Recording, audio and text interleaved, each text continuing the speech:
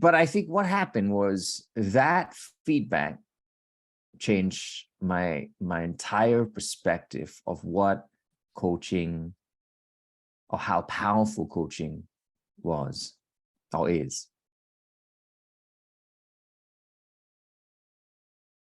Hello and welcome to the coaching studio. I'm your host today, Lyssa deHart. I guess I'm your host every day on the coaching studio. But today it's my absolute pleasure to introduce Mel Leow. He is an MCC coach with the International Coaching Federation and my guest today. And I'm super excited to have you here today, Mel. Thank you for being in the studio today. Wow, it's just a pleasure to speak with you, Lyssa. Thank you. So you have your own podcast, and I'm gonna definitely have a link to that in everything on the page. And I know we sort of start off with something a little similar, but I would love to hear a little of like the journey that you took into coaching, like your background and what led you towards becoming a professional coach. Sure. I'm just gonna keep it short because I could tell this story like in a long version, but my background is actually FMCG marketing, right? So that's fast moving consumer goods. So I work for places like Colgate, Johnson & Johnson, and it was just amazing, right? This whole experience of being able to help a brand grow, it's just, to me, exhilarating. Yeah. And then, fast track that 12 years later, I left my home country, Malaysia, to move over to Melbourne, Australia. And man, there was a big shift on its own. When I reached here, I guess the brain says, just get back into marketing over here and all should be right. But it didn't happen that way. So I went from that to a couple of months looking for a job, and it did not happen. And by then I was, well, panicking a little bit, I guess. I was like, what did I do? Should I have done this and that and everything? And then suddenly something in my mind says, perhaps you could try something else. I have this book today to kind of show you. It's a quick one. It's called Jesus Life Coach. I don't know whether you can see it. I can. Yeah, it's written by Laurie Beth Jones. And when I opened the sleeve, there is a message from my wife. And I won't read all the mushy stuff, right? But I'll just say, she says, we're going to start anew in our journey in Australia. Yeah, in every step we'll take, God will guide us, and let's follow his steps and let God be the life coach, in that sense, right? It's kind of strange because I was not a coach then. Mm-hmm. And this kind of came into my thoughts. I was reading the book, came into my thoughts, and that's when I think I explored. I Googled about coaching, and I'm like, what was this thing all about? And very soon I found myself in a program, and that's how it started, Lyssa. It was out of, I think, desperation on one side. On the other side, I guess, because of that fresh new start, like all of us in our lives do have this fresh perspective when we can turn left one day and then another time perhaps turn right. And I hope at that point of time, this was the right move for myself. So that's how it all started. Yeah, it's interesting as you are sharing this story, I'm thinking of that saying, let go and let God. and that trust in the universe that, Yeah. that maybe it's time for a right turn instead of a left turn, or a left turn instead of a right turn, or maybe the roundabout and go a different direction than you Yeah. were ever expecting. What has been the most surprising thing for you about becoming a coach? I mean, that's a pretty significant shift from being in marketing and really getting Yeah. organizations like quickly building brands and things like that to becoming a coach. Well, I didn't know about the entrepreneurial side of things. So that to me, I think would be the most surprising thing. I was often helping organizations in whatever manner. Actually, after my FMCG gig, my last role before coming to Australia was general manager. So I actually managed a company. I worked with people, and you know what? If I think about it, I think that was the best role I've ever had in my entire FMCG career. And that wasn't really FMCG, 100%. It was that working one-on-one with people. So I think that kind of tied in really well. I kind of found that I love that working with people. So the surprising thing, I guess, would be on one side, working with people, but in a different way, right? In managing a company.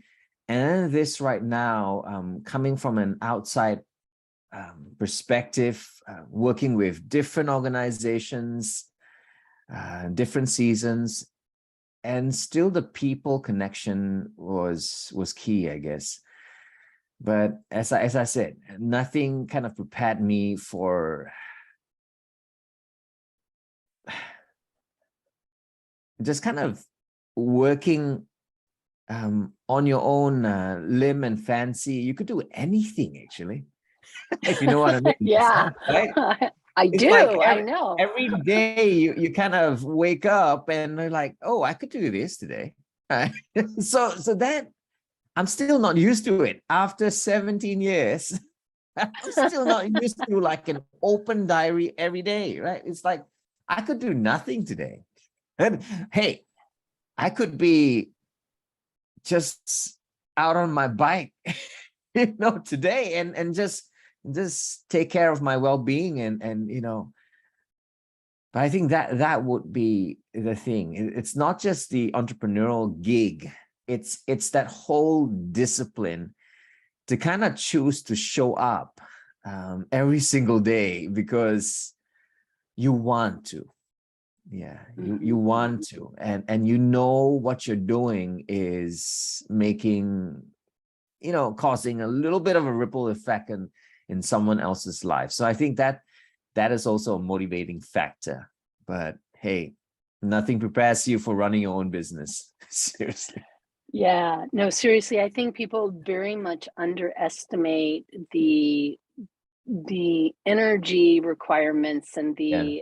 the things, that discipline that you talk about that's required in order to build your own business. I don't know what your journey from, like, did you start off as an ACC and kind of move through the credentials as you moved towards MCC? No, actually. In the first What couple did you of years, do? I was not doing coaching full time. So I kind of took my time to get to ACC, actually. But I kind of joined the ICF very early in the game. So after 1 year of being certified, I kind of guessed that I needed to surround myself with my kind, my own tribe, right?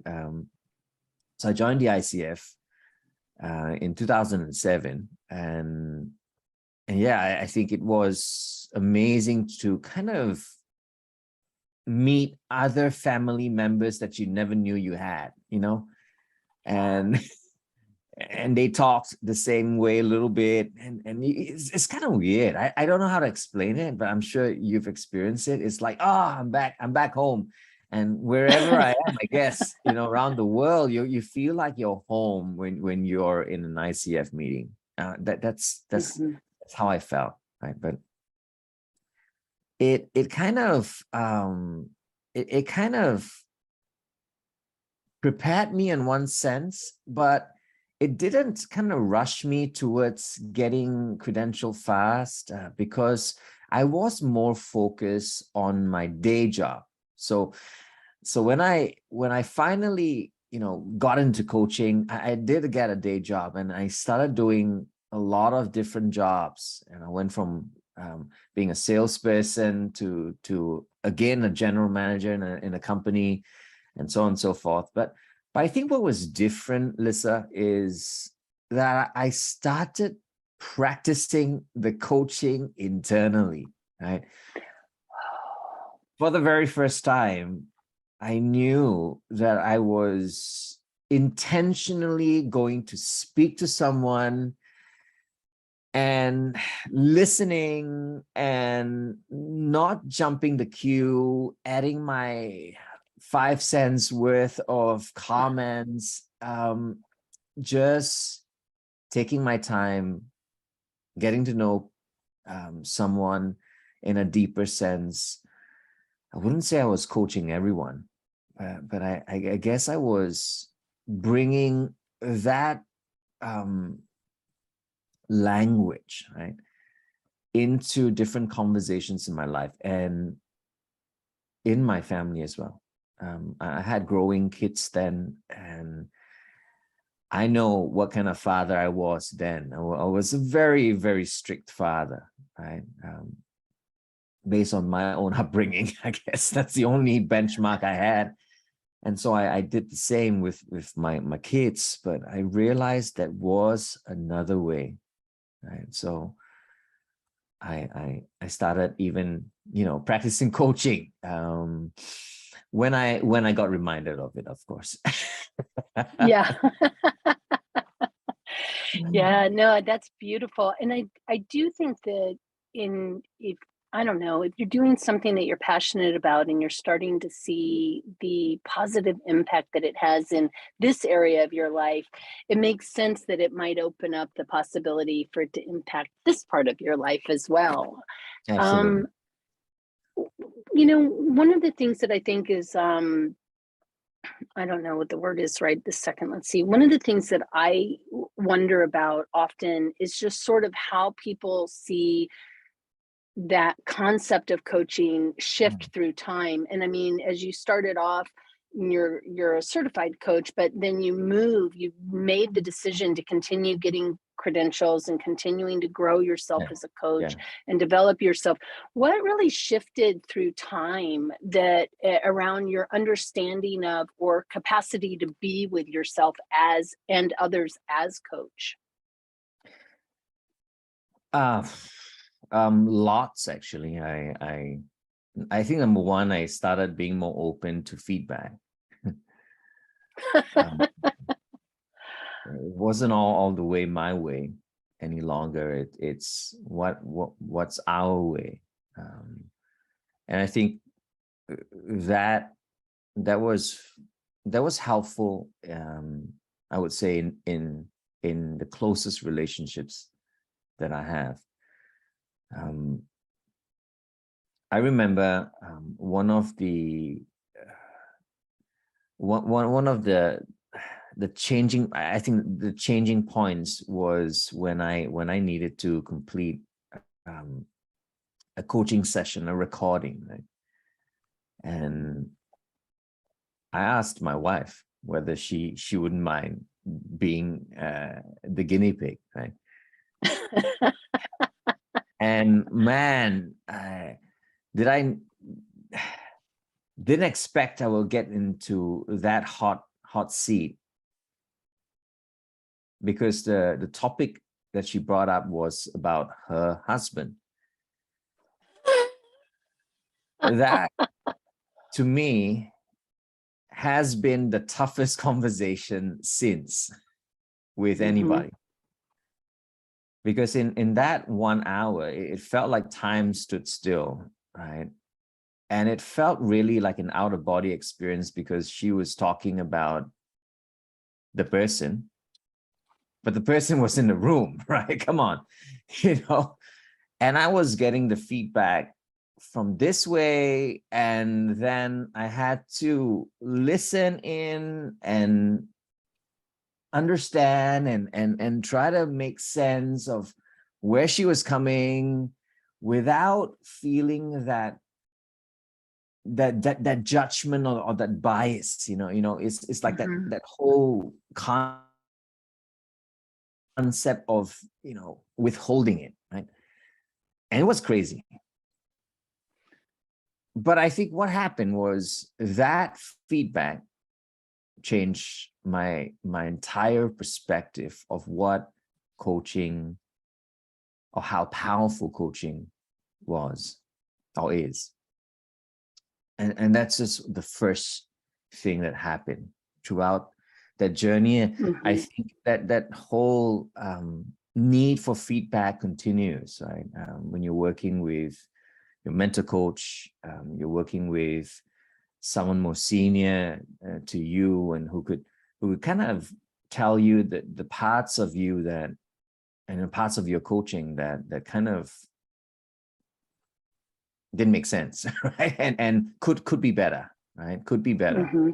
So that, I think it's the important part of it. It's how open are we to the feedback that we're receiving from all corners of our world, right? I think the smallest feedback is still important to listen to, so I think feedback is just one of the ways that I felt was the kind of catalyst towards my growth. The second, if there is, it's I guess having that I don't know much attitude. It's like, wow, I don't know much. I don't know much at all. And I think when I bring that into a coaching conversation with my clients, truly, I'm saying to myself, I don't know much, and it's not needed for me to know that much, because when I do, you and I know, Lyssa, that we tend to perhaps even respond in a different way. It's like,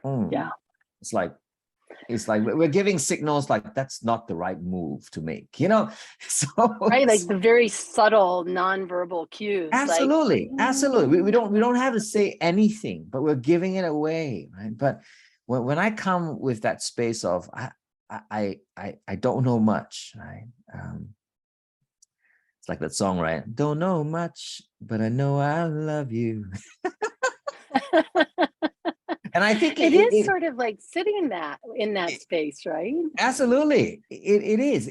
Perhaps not love, but I know I care for you, right? It's that, and when you, as a coach, truly care for the person in front of you, you want to come into that space truly, as we all say, not knowing. Yeah. I think that's a beautiful space to be. Yeah. Yeah. You've said several things that are just really interesting to me, and I'd like to just sort of highlight them. But there's this recognition of our biases that we have, that I heard you talk about, like, and that capacity to be in an open, not knowing space versus that expertise of like, you're not doing it right. And I'm really curious, like, how did you cultivate that capacity in yourself to be in that state of self-awareness, for a lack of another way of saying it? That's a good question. I think it's just realizing it on a daily basis, just coming to that space. I think it's like a practice for me every day, waking up saying it's going to be a great adventure, number one, and I don't know what to expect. It's like a little child in the candy store, and it's like, wow, you know, everything's beautiful, right? I want everything as well, but you're not going to get everything. But you're dreaming, you're wishing, you're desiring to experience something beautiful. Because I think if we bring in those perspectives of ours, right, it just shuts things down. And I've seen that happen through my coaching journey. When I thought the best sessions were the ones that I asked the best questions, you know, at least at the start of my coaching career. I used to have this, I haven't told many people, I used to have this black book, right? With the best. we're gonna hear, everybody's gonna know now. The best questions. The best questions book, right? And you know, I would like just subtly just look on the side and like, but my eyes are looking at the question like, aha, I got this one. You know, what's stopping you right now? You know, I'm glad I don't do that anymore and for a long time, because, you know, when I did that in those times and I didn't realize, right,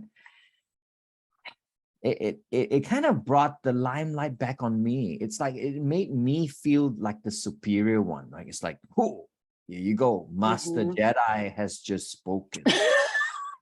You know, and Yoda. Absolutely, right? So you know, I remember one of my mentors even say this. It's like that, who holds the power? It's like the power index, right? It's like when we hold loose to those things, that's when magic happens. And you know, not just once, but quite a few times, you know, when I felt dejected, when I felt that was not a good coaching session, you know, Lyssa, I'm sure you've had that experience before. 2 weeks later, I wish sometimes the client would send me a message immediately, but 2 weeks later, I get this message and saying, you know, that was one of the most, you know, life-changing sessions for me. And I'm like, what? You kidding? That I didn't even use any of my questions from my book.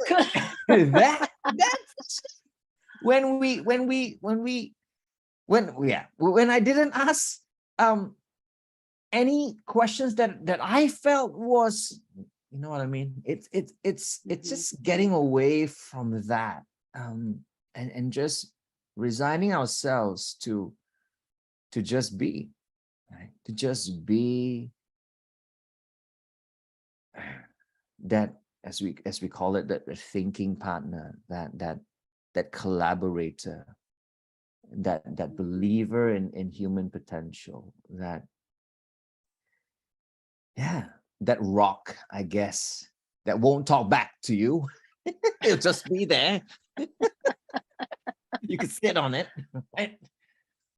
It's just going to be there. It kind of knows its worth. It's the rock, right? You could rest your feet on it and tie your shoelaces, but it's there. It's there for that purpose. And it's beautiful, and it's not sparkly. You don't need to be that sparkly rock, right? You're just bedazzled rock.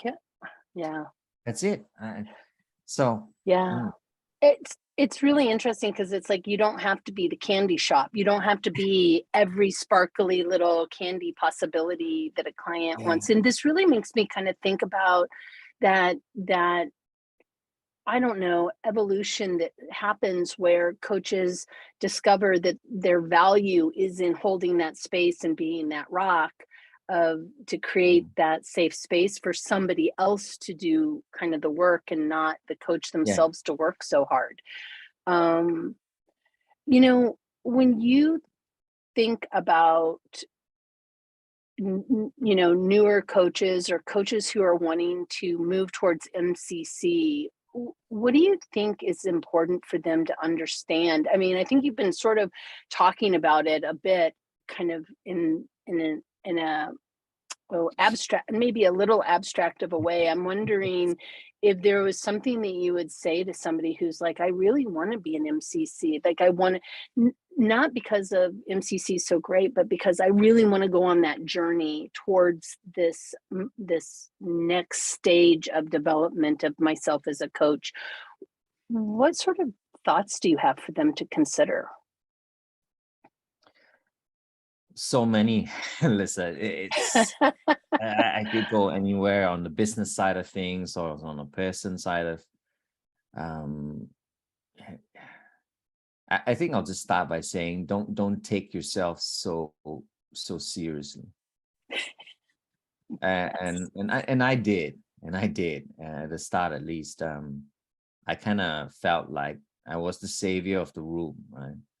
I didn't just do coaching, right? I did facilitation, I did some speaking gigs and strategic leadership team meetings and stuff like that. So did all of that. And sometimes those experiences give you the feel like you're in control back again. But I guess the more I let the people do the work, right?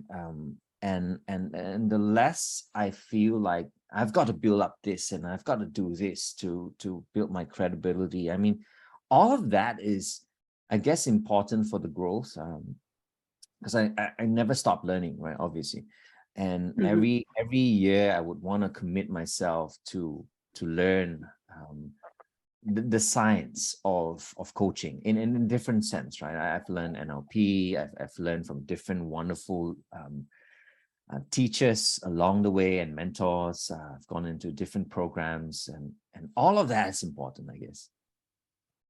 But it's not like you're going to bring all of that into the room. So we've got to sometimes leave those stuff at the door before we enter. It's like it's going to be with you. It's gonna come out through how you're gonna carry whatever you're doing through, right? If it's one-on-one coaching, and it's going to come out then, but it's not going to come out in that stylistic that you're expecting to bring it out just like how you were taught. So that's what I meant is just don't be too full of yourself. Don't take yourself too seriously. Yeah. Because it is that going from ACC, PCC, MCC, after a while, I just forgot to be truthful. I just forgot that I was ever counting hours, to be frank. I just did the work, reflected, asked myself what I learned from it. How could I be better? Every single time, just doing that motion, right? And just getting there. And one fine day, actually, I realized I had enough hours and I wasn't counting. I just said, oh my gosh, we got to do this logbook thing, and I just wanted to update the logbook. That's all, right? I didn't do it for years, right? And I thought, oh, that's bad because now I'm going back to history and finding all the pain. It's a pain. And best of all, I got my wife to do it for me, right? It's like, do it. So I didn't have to. And then I had, wow, way more than expected. And I was like, that blew me away, seriously. And I guess the more your focus on the person in front of you versus the person that you think you need to be, so I think that's just one little tip of, as long as you tell yourself you're gonna put all of the effort in improving yourself. So the improving of yourself could be as an entrepreneur or even as a coach. Continuously do that. Be open to all of that shifts. And yet, when we reach the door and begin coaching, kind of forget about all of that and just allow the person in front of you to take lead. Simple as it sounds, but I think that is the soundest advice that I could give any young coach coming in. Just relax, breathe, enjoy, enjoy yourself in this journey, and don't force yourself to want to get to a place too quickly. It will come. It will come. You mentioned this idea of self-reflection in your coaching. Like how, I mean, and I'm making an assumption here, so correct my assumption if I'm wrong, but how do you continue to be reflective in your coaching and in the work that you're doing? I read somewhere that meditation is like prayer. And in some ways, prayer is also like a conversation. You could be thinking sometimes I'm thinking I'm talking to myself, because, hey, talking to God or the universe or whatever, that has often been a practice within me. So I constantly talk, and by the way, we constantly talk to ourselves anyway, right?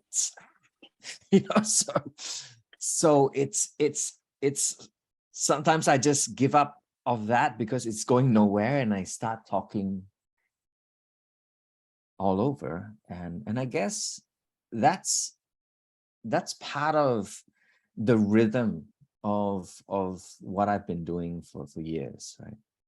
And then when I'm thinking about how I am a coach and my daily routine as a coach, I'm also thinking of it in different light, or in different perspectives. Sometimes a little bit like an observer point of view, that whole perceptual positioning, position 1, 2, 3, 4, and so on and so forth. So it's that practice of continuously making space for that conversation to happen, not just inside you, but outside of you as well. And I use that time of my walks, which I regularly do, my cycles or whatever, just to be out in nature, and just enjoying that open spaces with myself, right? And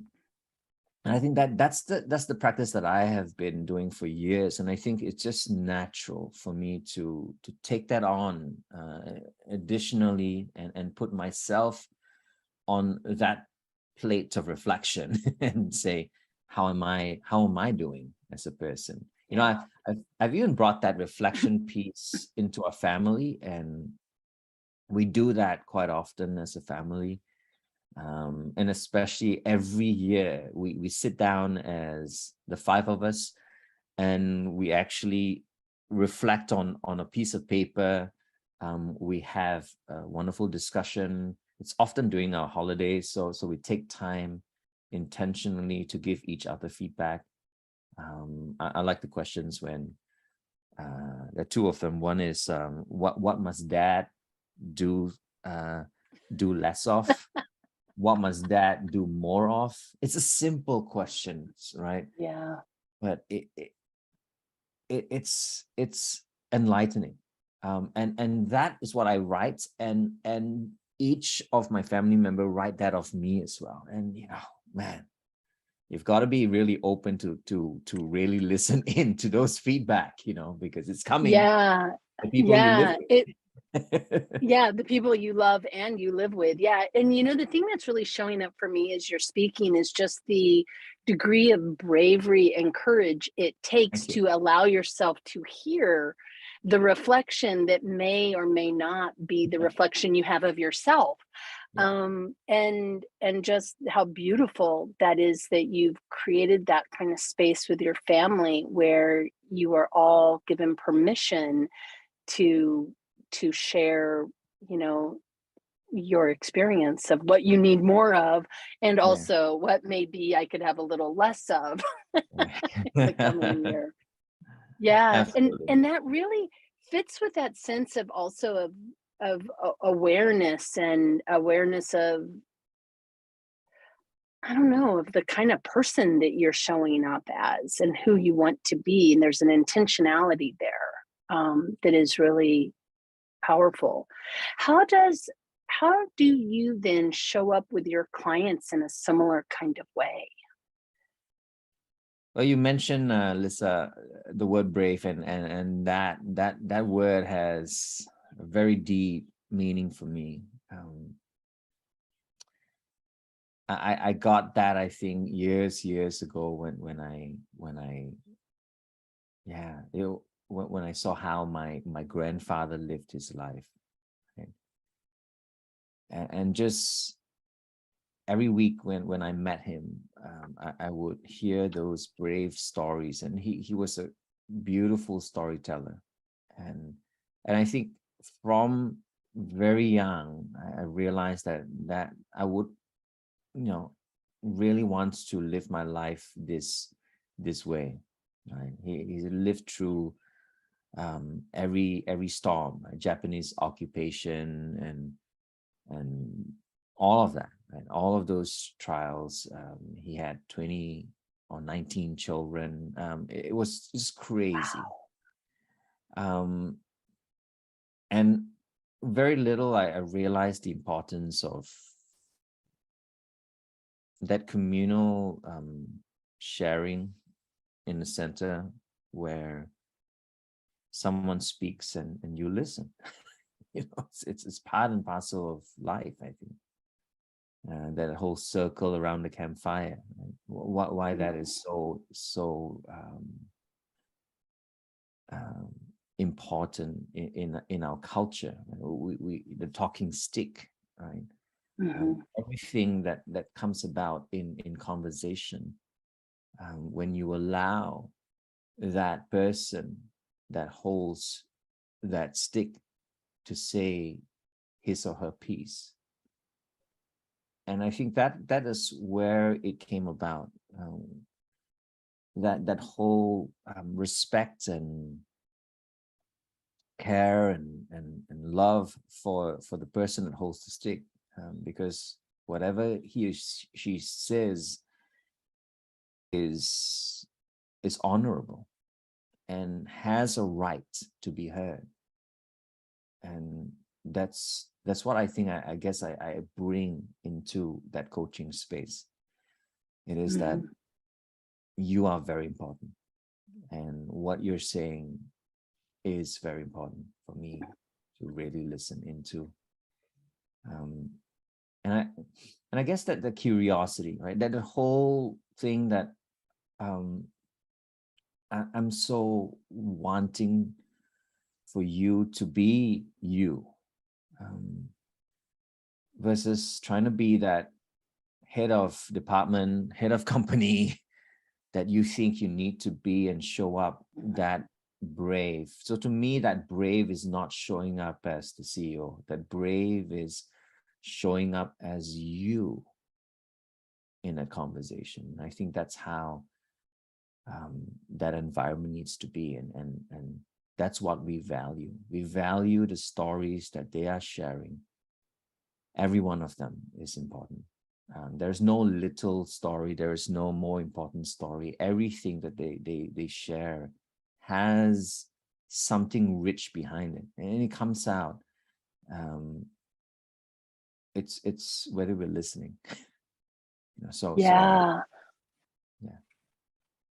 I mean, that idea of just being with somebody and wanting to really hear their story, that is honestly been my experience of you in every encounter that I've had with you, is that you very, very adeptly hold that space of curiosity, but also to allow the other person to really come forward. And for me, that really speaks to holding that person as whole, capable, resourceful, creative, right? And also important, and valuable. And so I really see you model that in, the interviews that I've listened and watched of yours, and just how I've experienced you personally. And I appreciate that. And I really think that is something that is so underappreciated because so many people don't have anybody that will listen to the stories. And in a way, what a gift that becomes to be the person who can hold that kind of space with another human being. Totally, Yeah. totally. The importance of, I often say this, we could be the only person in their life listening to them at that level, and not just butt in with our comments and cut them short and add in ours. We get that everywhere else, to be frank. Even in conversations we have with our closest friends. I mean, because of their care and concern for us, if we're sharing about a challenge that we're going through, they would say, come on, you gotta do this for yourself, come on, yeah, and they do it with the right intention as well, Lyssa. Yeah, I'm sure you and I know that, but when we ask ourselves, what did we need from that conversation, was just that space for someone just listening to me, and not just cut me off or assume that where I'm heading with what I'm saying. It's like, yeah, it's all right, it's yeah, come on, and then they share their thoughts, right? It's like, when I went through the similar challenge, like, okay, you take over my story now. Here we go. Let's see where you go with my story. I'm feeling so heard right now. That's right. Thank you. And I bought the coffee on top of that, so, like, might as well just gone when got a coffee for myself and just gone to the bush, and just walked. That would have been more helpful. I'm just kidding. But you know what I mean. It's that space. It's that space. Honestly, I think you work with upcoming coaches, and I know I do also. And I think what you're speaking to right now is one of the most important developmental stages, where we stop with oh, I'm hearing you're feeling XYZ. Oh, when I was going through it, XYZ, like insert here all of my stuff. And I absolutely appreciate you bringing that forward, because I think it's so crucial to actually showing up and holding the space for another human being. What are you passionately involved with right now?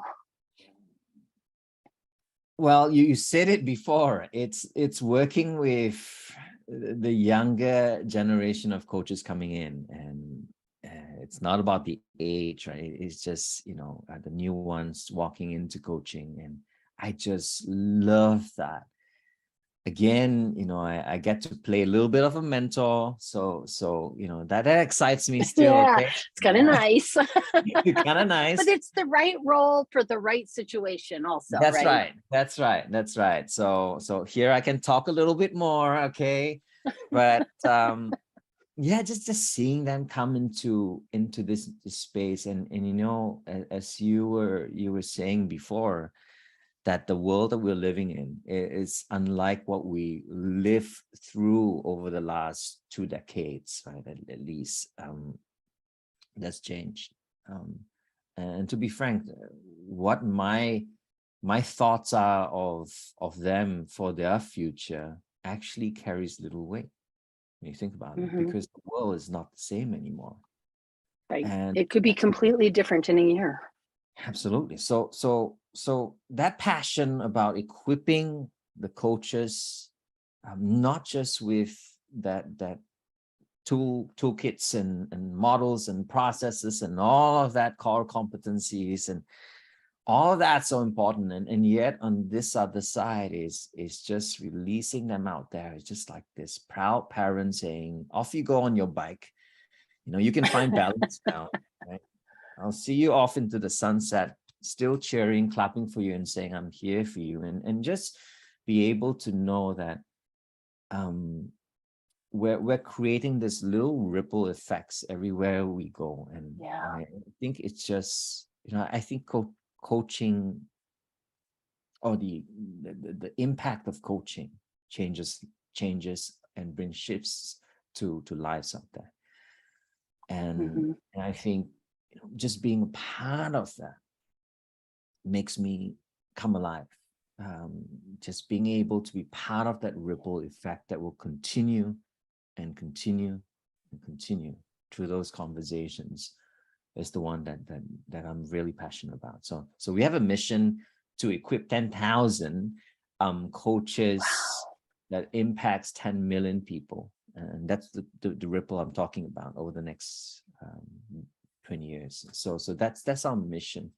And I think that only can be achieved when we realize that the buck doesn't stop here, right? It continues through the lives of everyone you and I touch. And I think that's the power of and the multiplication of the impact.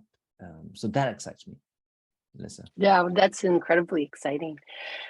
Well, and as we come to a close in our conversation today, I'm closing out with a question to everybody, which is, if you were writing your autobiography, and I almost want to tell you what I think your autobiography would be called, but I'm not going to, because that's not what coaches do. But what would the title of your autobiography be if you were to write one right now? Well, that word comes up again. It's brave, right? But it's not the brave that you and I think it ought to be. It's the brave that people need to or begin to want to walk into, right? It's that level of brave that they're comfortable at walking into as well, right? So it's not being a crazy stunt person jumping off planes. Brave, not Tom Cruise, by the way. So which I'm sure he's brave also, but different kind of brave. It's just appreciating the different brave out there and not discounting it on top of that. Not kind of saying that brave wasn't brave enough, but that was good brave because that was your brave. And imagine a world where every one of us walk into our brave. I think that will be a beautiful world. Like for me, I have a heart for Africa. I've been there a couple of times, and I look forward to going back there sometime in a couple of months. Actually, I'll be going back there, and I realized that that's my level of brave. It's going to a place that I feel like I have zero knowledge, zero context, zero understanding, and yet realize that the connecting piece is that I'm just visiting another beautiful, brave human being on the other side of the earth, and just being a catalyst to that particular person at that point of time, so that person then continues that brave in his or her life. So that excites me. That is that story that I hope and pray will continue to resonate to my last breath. So brave. Beautiful. Mel, thank you so very much for being on the coaching studio today. I have absolutely enjoyed spending this time with you. Thank you so much, Lyssa, for the work that you do. It's just amazing. Continue your brave as well, Lyssa. I know, I love that. Stepping into my brave, right? Just being brave. I think that's it's the journey of a lifetime. Yeah.